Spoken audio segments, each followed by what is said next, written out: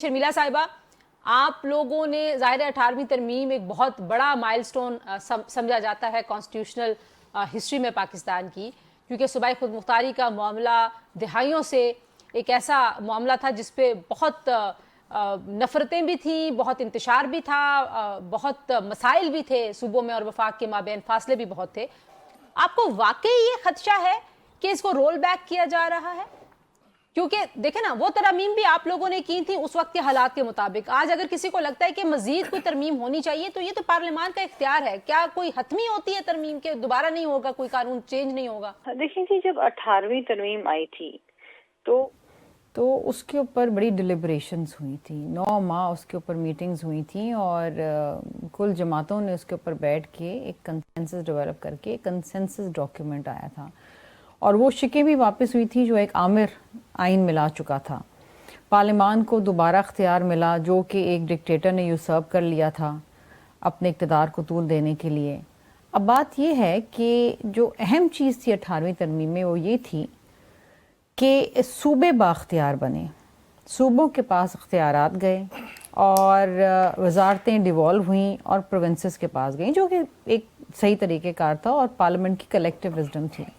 अब अगर कुछ अशख़ास ये समझते हैं कि नहीं जी ये वजारतें वापस होनी चाहिए या इस तरह होना चाहिए या एनएफसी का शेयर कम होना चाहिए, तो ये इनकी अपनी इनफरादी एक आरा हो सकती है, लेकिन इस पे कंसेंसस कभी नहीं होगा और ना ही इस पे पीपल्स पार्टी कभी मानेगी, बिकॉज़ वी स्ट्रांगली बिलीव। नहीं, अगर सूबों ने, मैं सिर्फ पीपल्स पार्टी सिंध की बात करें, अगर सूबों ने उस डेवोल्यूशन के समरात आम आदमी तक जाने नहीं दिए, जो लोकल बॉडीज का हाल है वो आपके सामने है, जिस तरीके से सारी पार्टियां जो है ना वो कुछ ना कुछ इसका मतंजन ही बनाती हैं कि यूं नहीं यूं कर लेते, यूं नहीं यूं कर लेते हैं, तो वो अगर वहां पे कोई लकूना है तो उसको कैसे एड्रेस करेंगे? तरमीम के बगैर कैसे करेंगे?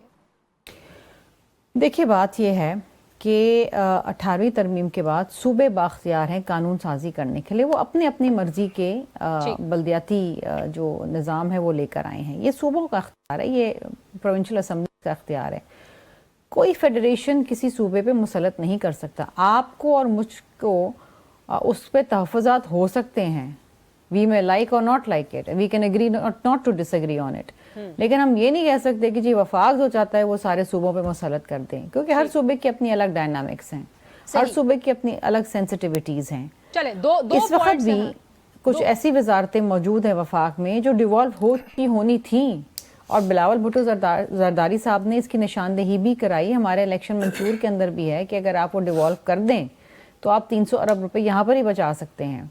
हाँ, ज़ाहिर है हुकूमत अपने अखराजात कम कर रहे हैं तो चली कि जी कोई डाउन साइजिंग, जी आपने राइट साइजिंग करनी है।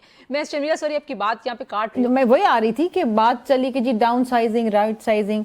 2 साल इस हुकूमत को डाउन साइजिंग और राइट साइजिंग कुछ भी नहीं हुई। मीटिंगें होती हैं, उसके ऊपर कैसर बंगाली साहब थे उस कमेटी में, वो भी रिज़ाइन करके चले गए। अगर किसी की नौकरी फारिग हुई तो बेचारे वो मासूम मुलाजमीन हैं जो यूटिलिटी स्टोर्स में काम करते थे, बस ये हुआ है बंद। ओके, अब बात ये है आप बेशक आइन के अंदर तरमीम लाएं, ये पार्लियामान का हक है।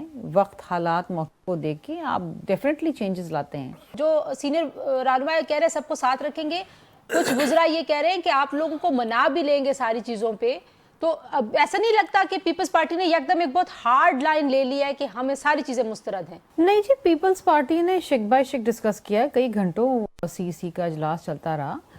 जो चीज़ें आइन की रूह के मुताबिक नहीं है या जो आवाम के मफाद में नहीं है, उन चीज़ों के ऊपर तो पीपल्स पार्टी एग्री नहीं कर सकती ना, जिस बिकॉज किसी और की मंशा है।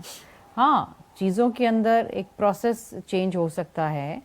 देखिए, सिर्फ People's Party one man show तो नहीं है ना, लीडरशिप है, चारों सूबों की नुमाइंदगी है, डिलिब्रेशंस होती हैं और पीपल्स पार्टी के पास जो है बड़े लीगल माइंड्स भी मौजूद हैं। और हमने तो 18वीं तरमीम को स्पीयर हेड किया था, तो हमसे ये एक्सपेक्ट ना करें कि अगर आइन की रूह के ख़िलाफ़ कोई चीज़ होगी तो हम उसके ऊपर एग्री कर जाएंगे।